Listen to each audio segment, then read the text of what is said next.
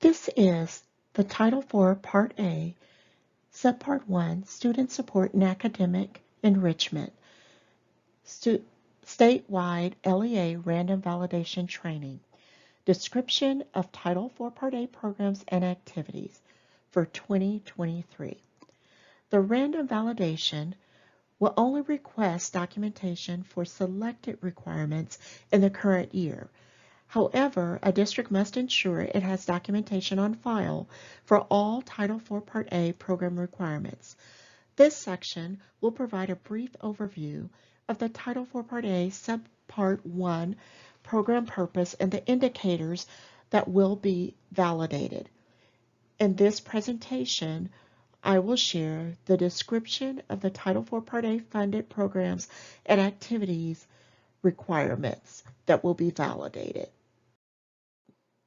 This presentation is intended solely to provide general information and guidance to Texas ESCs, LEAs, and participating private schools, and reflects the Texas Education Agency's current understanding of statute and applicable federal guidance. The content of this presentation is subject to change as a result of further potential information and guidance provided by federal agencies with regulatory oversight of these programs. This presentation does not constitute legal advice, and entities are therefore advised to seek legal counsel regarding the information and guidance provided before acting on such information. Documenting overall compliance for a program requirement may require several forms of documentation to be maintained locally and available upon request by TEA and/or an auditor. Also remember, to ensure overall compliance with program requirements, LEAs should refer to the program guide and/or other program-related resources that reference the multiple forms of documentation required to be maintained locally. The documentation requested for submission during the random validation process may not include all forms of documentation that are required to be maintained locally. I want to share a reminder regarding the Title IV Part A program's intent and purpose. First, this program is designed to provide all students with access to a well-rounded education. Second, to improve school conditions for a safe and healthy student learning environment. And third, improve technology for the enhancement of academic outcomes and digital literacy of all students. The random validation items are aligned with the Title IV Part A program intent and purpose. The LEA random validation items are aligned to other TEA documents. The Every Student Succeeds Act, ESSA statutory requirement, the ESSA program-specific provisions and assurances, the random validation item being selected, and the compliance report program compliance self-check items. Randomly selected LEAs will be notified on October 9th for Title IV Part A validation. Districts supporting documentation to the selected Title IV Part A requirement must be submitted through the TEA Federal Program Compliance Division's Work app within 2 weeks, which is October 23rd. The Title IV Part A random validation timeline is posted. You may see each task and the due date for each of the tasks by LEA, ESC staff, as well as the TEA program staff. The standard meeting documentation that an LEA should maintain locally includes meeting agendas, meeting notes or minutes, and sign-in sheets.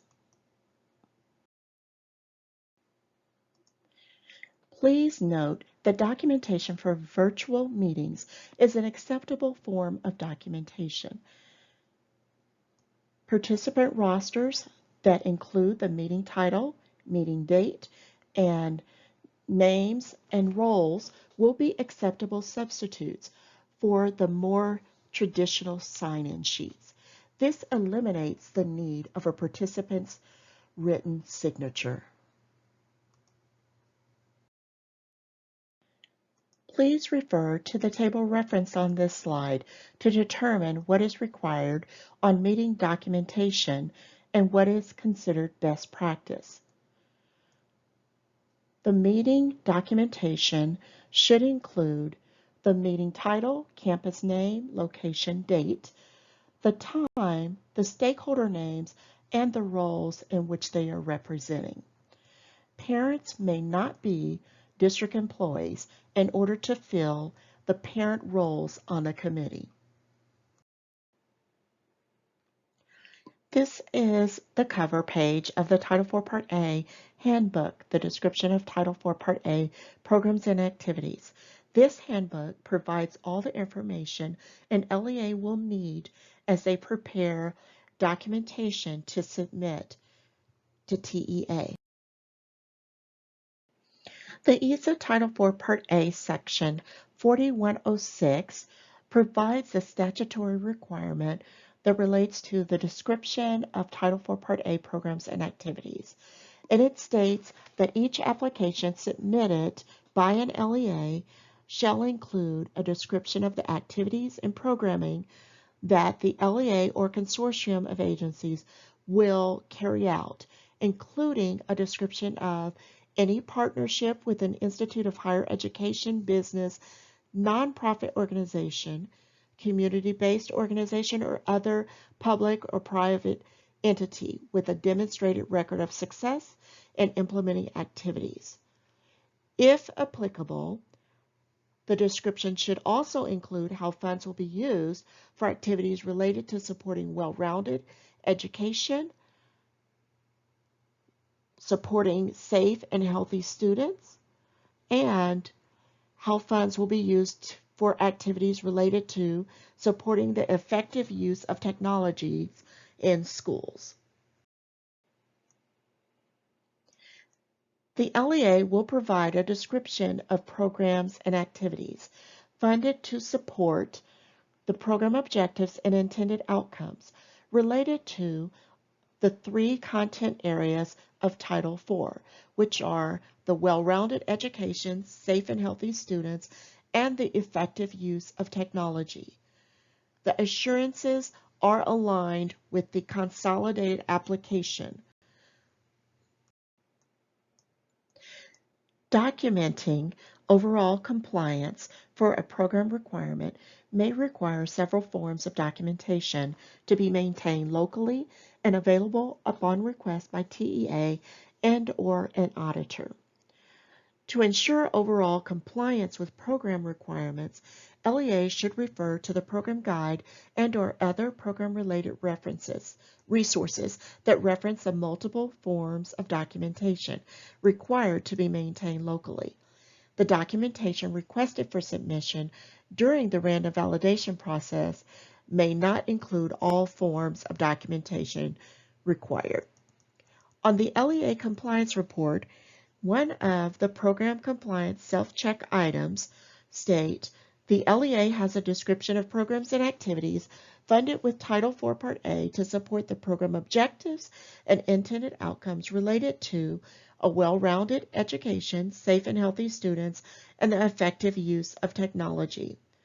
Once again, you can see how all of the different TEA reports are aligned to support this random validation item.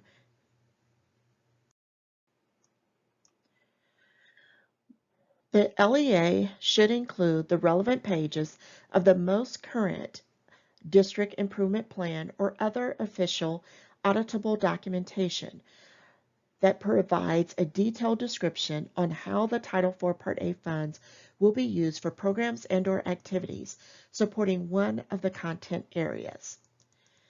If Title IV Part A funds support multiple content areas, the LEA may select which one content area to submit documentation for the random validation. The district should keep additional documentation on file. This slide provides a few examples of issues that may result in an LEA receiving an improvement needed status for this random validation item. Auditable documentation requested was not submitted by the LEA. The documentation submitted does not provide the detailed description of the programs and activities supported in the content areas in which Title IV Part A funds were used. Documentation submitted does not align to the requested description of programs and activities random validation item, and or the documentation from a prior year was submitted instead of the current year documentation. These are just a few of the areas in which a district could receive an improvement needed status. Thank you for attending this session.